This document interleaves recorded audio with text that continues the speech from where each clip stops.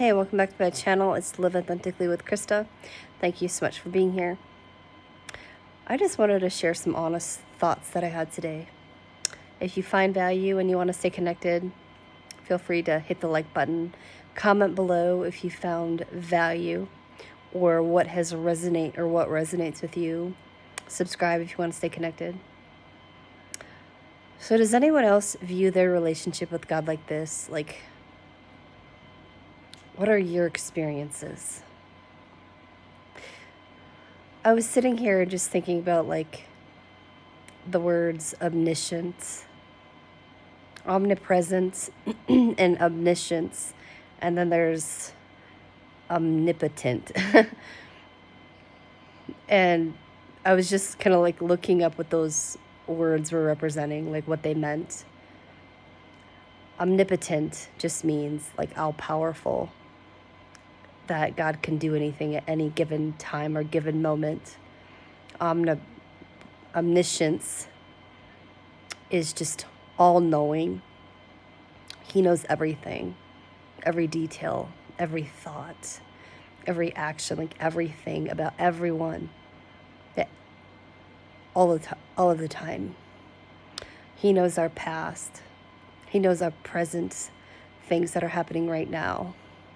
And he can see, he knows the things in the future. Now there's also, so there's omnipotent. Okay, and then there's omnipresent, which means he knows what's happening like right now.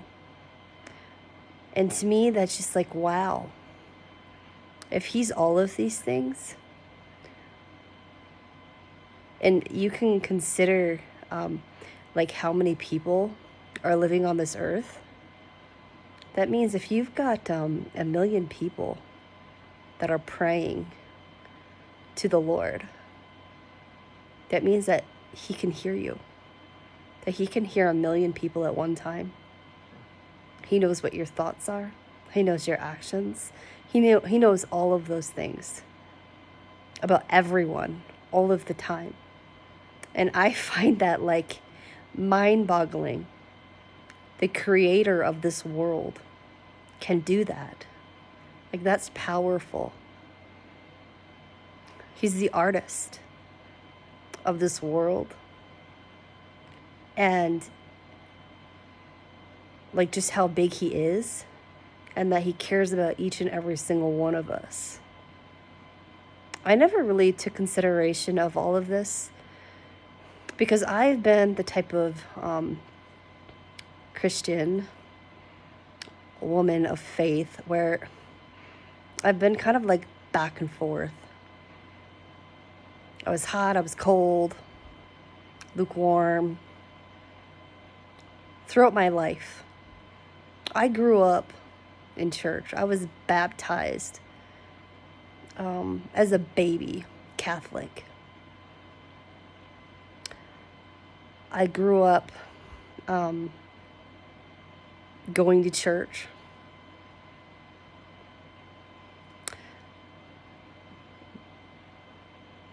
But I didn't really learn like a lot inside the home, only at church.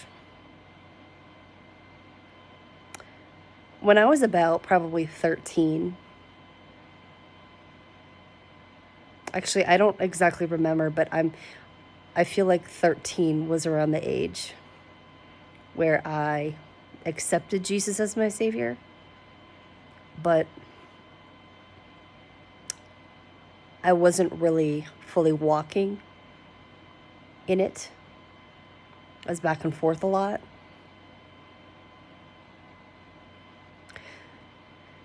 And as a teenager, as a child, if you don't have guidance from your parents, if they're not walking the walk and talking the talk, it's hard to be able to grow properly. So all throughout my life, I would just like hear bits and pieces of things. learning about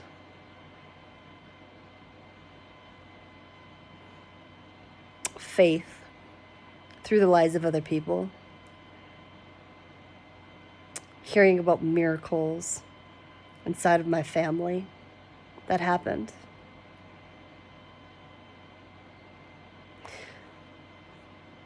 But it wasn't until I don't know how many years ago it was, where I actually like went to church as an adult, where I started growing, was when I became a mother.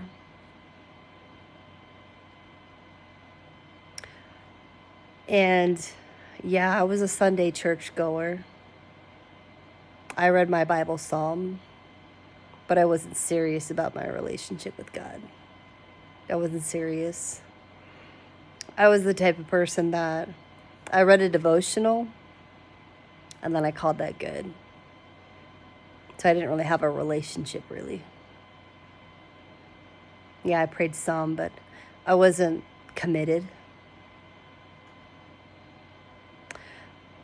And then, I don't know, God, like, threw a challenging situation at me, because where I was at that time in my life, I wasn't in alignment with Him according to His will for my life, and my life started falling apart.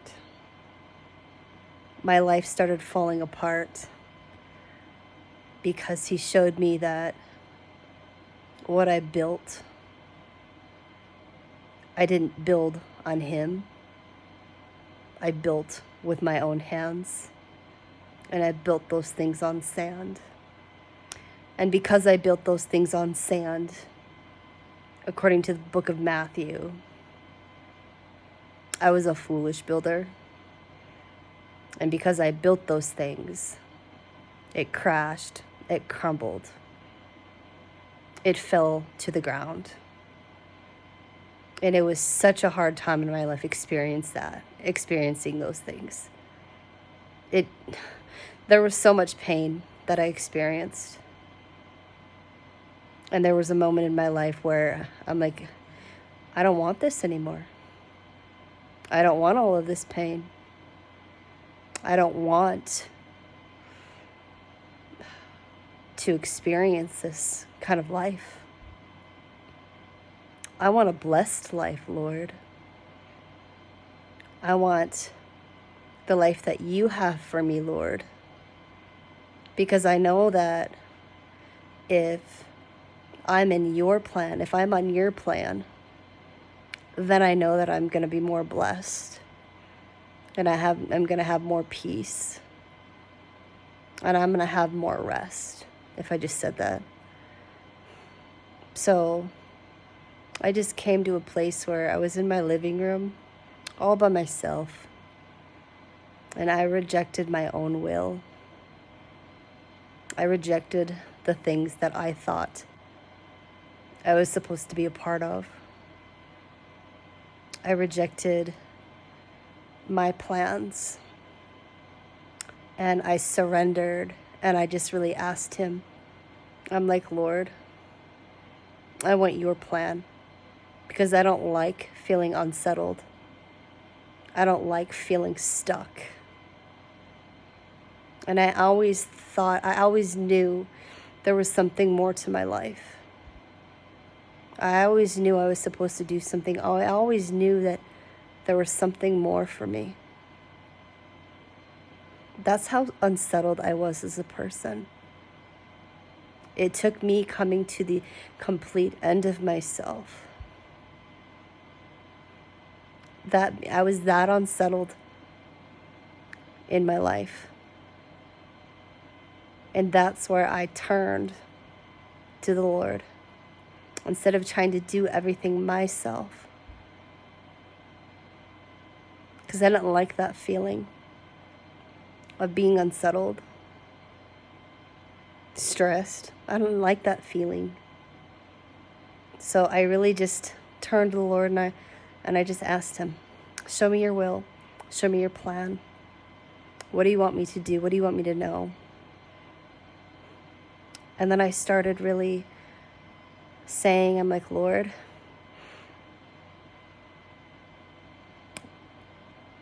whoever you don't want to be a part of my life, take them away. If there's anybody in my life that you don't want to be a part of my life, take them away. Take them all away, Lord. I want to be a part of the people that you want me to be a part of. I want to be connected to the blessings and to the people that you want to be a part of my life. And after I said those things, after I prayed that prayer, my life became really sad. It became really sad because my prayers and the things that I said literally started happening to my life. God was closing those doors. He started taking everybody away from me. People that I thought were my friends. People that I thought I could count on. But God showed me that those people were really not for me, because their hearts concerning me were not correct. And because those people were not supporting me during my darkest time of my life. Instead of supporting me, they rejected me because they thought I was too much. So here I was questioning my own worth and my value based on other people and how they were treating me. I felt so unworthy as a person. And because I felt so unworthy as a person and how other people were treating me, I wanted to die. But during that time of isolation period, that is when I truly just turned to the Lord. And I asked him to help me, because I was struggling with the things that were going on inside of my heart. I was hurting inside.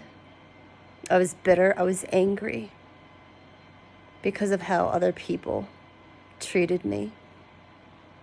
I was angry. I was bitter towards those people.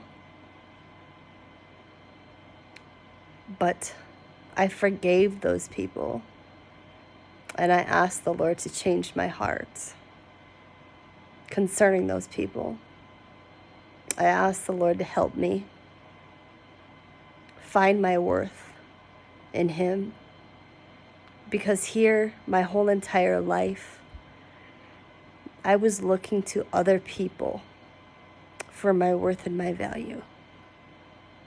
And that's why I felt unworthy as a person, because I was looking to other people, and those people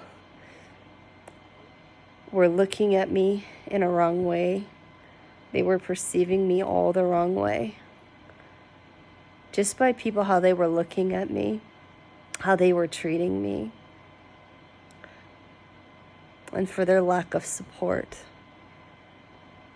And I truly thought it in my mind, well, if this is how people are treating me, then I must not be any good. Those are the lies that the enemy tries to tell you. He tries to tell you that you're not good, that you're not worthy, and that no one loves you, and that no one values you. Those are the lies from the devil. And because of those things, I started asking the Lord, will you help me see myself how you see me? Will you help me? I want to see myself how you see me. Because I don't feel good right now, Lord. I don't like how I'm feeling. And I want to know what the truth is. I want to know what you think of me, Lord. Because everyone else, how they're treating me, it's making me feel like I'm no good. But I want to know, am I good? Am I worthy? Am I a lovable person? And then he started showing me that my identity does come from Christ, and that he does love me, and that he does accept me, even when other people don't accept me. He accepts me. And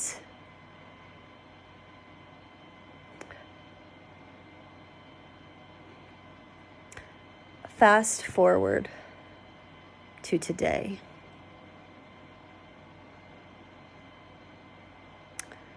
These are the things that he's personally showed me. And he shows me things about myself through my dreams. And sometimes he gives me names. So I know that when other people look at me wrong, I know that when other people think that I'm bad, I know that the Lord calls me good. And it says in the book of Psalms 139 that I am fearfully and wonderfully made. So that I know that I'm not actually a piece of junk. I'm actually not dirt. I'm actually not a piece of garbage that anyone should throw away. I know that I'm valuable and I'm wonderful, wonderfully made according to the Lord. And when I was having a really hard time, I don't know if it was like a month ago, but the Lord gave me the name Margaret. I just heard Margaret in the Spirit, and the Lord has taught me to look up names and their meanings. And Margaret was precious. One of the meanings was precious. So I know the Lord was telling me that I am precious to him, even when other people weren't making me feel precious. He was telling me, you are precious. And I do look at you as worthy. I've been seeing the numbers 514 a lot lately. And the Lord speaks to me through numbers. And in the Strong's Concordance, I'm not sure if it's the Greek or the Hebrew, but the meaning is valuable, like worthy. And that God was just saying that you are worthy, my daughter. You're worthy. You're worthy of everything that I'm calling you to. You're worthy of my plans and my promises. You are worthy.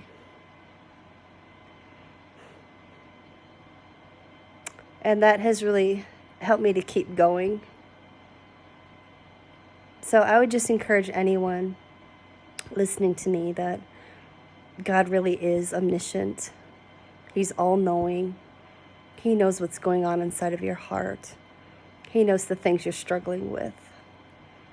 He knows how you feel, your anger, your disappointment, your frustrations, the things that happened to you in your past, what you're going through right now, and the things in your future. He knows all of that. But just like I have shared my vulnerabilities with you all on how I have felt, I want to encourage you through the midst of the things that I've gone through, that God sees you. He knows you. He knows what you've done in your past. He knows what you're doing now. He knows your thoughts, your actions. Like, he knows everything. He knows what you're going to do later today. He knows what you're going to do tomorrow. But just know that the things that you have done in your past, don't let those things define who you are right now. All your mishaps, all your failures, all of your mistakes. Don't allow yourself to sit in that mess. You really gotta give yourself grace to grow. But in order to grow, seeking the Lord is the answer. Because I was trying it my way, but I kept on going in circles. I did everything the same way. And I couldn't get out of that circle. I couldn't get out of it. And I was experiencing the same thing over and over and over again. Until I decided to make a different choice. And that different choice was by me seeking the Lord and asking Him for wisdom. And I sought after Him because everything that I was a part of before, the things that I chose, it brought me a lot of pain to my life. It brought a lot of pain to my life. And I didn't want that anymore. I didn't want to open any door if it wasn't from the Lord. I didn't want to be at a job that I wasn't supposed to be at. I don't want to be in a relationship or a marriage with someone I'm not supposed to be with. I don't want to be connected to friends that I'm not supposed to be a part of. I want to be connected to who the Lord has for me. The right man, the right friends, the right job. Because I want to be blessed. And more than anything, I just want to be valued as a person. Because those people that I was connected to in the past, they took me for granted. They took me for granted. And that hurts a lot. To not be valued and to be taken for granted, that hurts a lot. So now I've come to the point in my life where I don't want to be hurt anymore. I don't want people to dishonor me. And I have no control over that. I have no control over that. We as people, we don't have control over that. But I have truly learned as a person that how we show up matters. And that if we want a more peaceful life, then it starts with you and I. So it matters with how I'm showing up. That I need to be loving and I need to honor people in public and in private. The Lord gave me Proverbs 3:3 in the middle of the night. And this is something that He has showed me like over and over and over again. And I just want to share that with y'all. Proverbs 3, chapter 3, it just says, "Let not mercy and truth forsake you. Bind them around your neck." Or that's just like in the NIV version, it says, "Let love and faithfulness never leave you. Write them on the tablet of your heart." Like hold on to those things.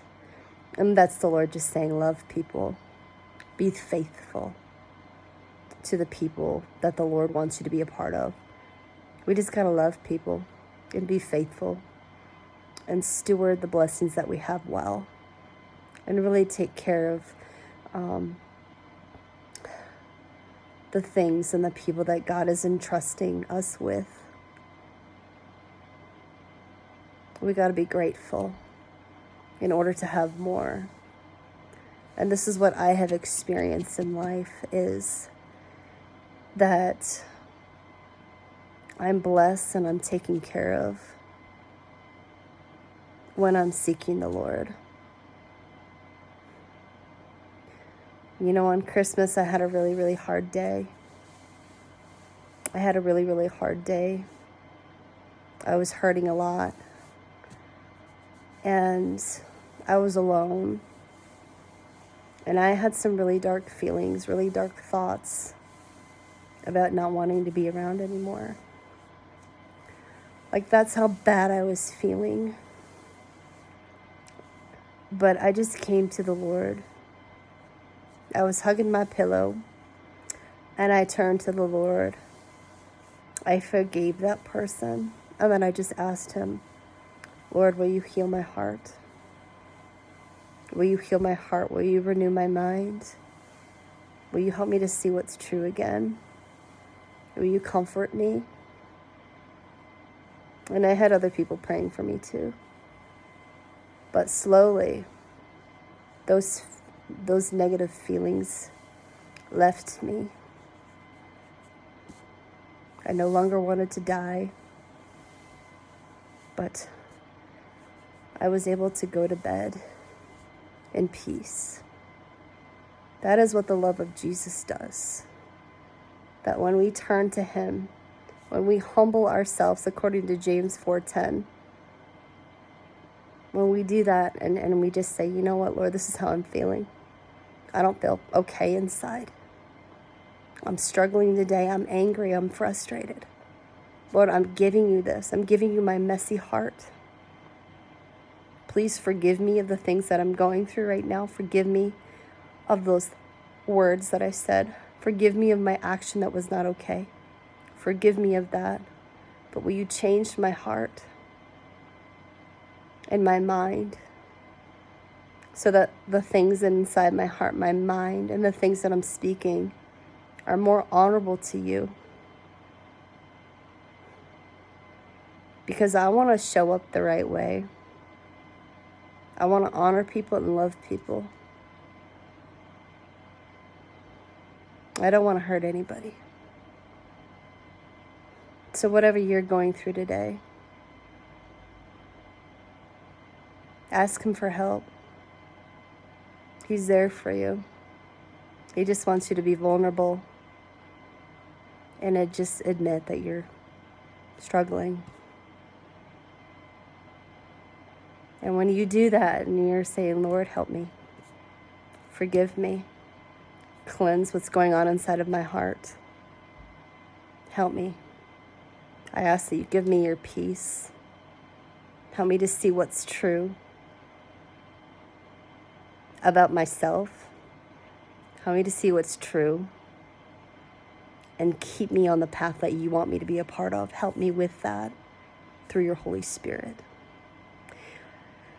All right. I hope that you have found value with this message. And if you have found value and you feel vulnerable enough to share that, feel free to drop it in the comments. It's not weak to be vulnerable. Some people might take your weakness and your vulnerabilities and use them against you. But I want to create a safe space in my home and wherever I'm led to, where you are allowed to share how you feel, where you are allowed to share those things without punishment. So that way, if you say something that I don't agree with, I'm not going to reject you because of those things. Because according to 1 John 4:18, real love does not punish one another. It doesn't punish each other. Real love supports, encourages, edifies one another. It doesn't punish. So if you say something wrong, or I get offended by something that you say, I shouldn't punish you for it. It's the same thing for you. If I say something that you may not agree with, or if I do something, because I'm a human being, that you shouldn't punish me either, because that's not real love. All right, see y'all next time. Thanks for being here.